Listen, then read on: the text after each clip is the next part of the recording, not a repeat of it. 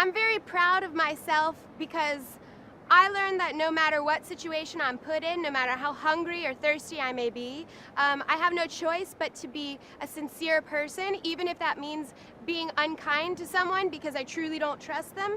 It ended up getting me kicked off the game, but I ultimately feel more impressed with myself, and I'm glad to be carrying myself around as this person and certainly not any of the others on my tribe. The men in my tribe really came gunning for me. They were really scared of having any strong women on their tribe, and absolutely, aside from Betsy physically, I was the strongest woman on our tribe, period. I was the only one who would be competitive against the women of the other tribe, so it's no surprise to me that they lost, especially where the women were concerned. Hindsight is 2020. I guess if I would have been paying more attention to all the things that Russell was saying, I would have realized that not only could he be trusted, but he was out for me because I knew that he was lying to everyone.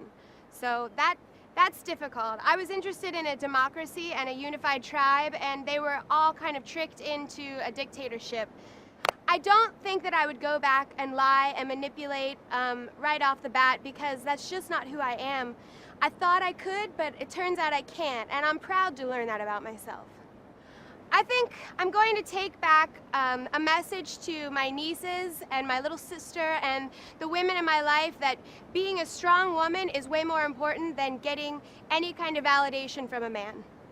A big turning point in the game for me was when I found out that everything Russell said to me was a lie, and I saw him constantly talking to people around me, and he saw a window of opportunity when I got into an argument with Ben, and he used that, and Ben and Russell created such a commotion around me that didn't exist that they actually tricked the other people into believing it.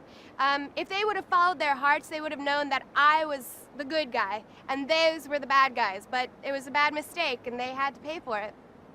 Having my torch snuffed out and walking out of tribal council was very difficult for me because I thought that I had been treated really poorly by the two main bad guys in our tribe. I think that they were cruel to me, they played practical jokes on me, they were demeaning, they tried to make me look horrible, and cruelty is just not acceptable anywhere.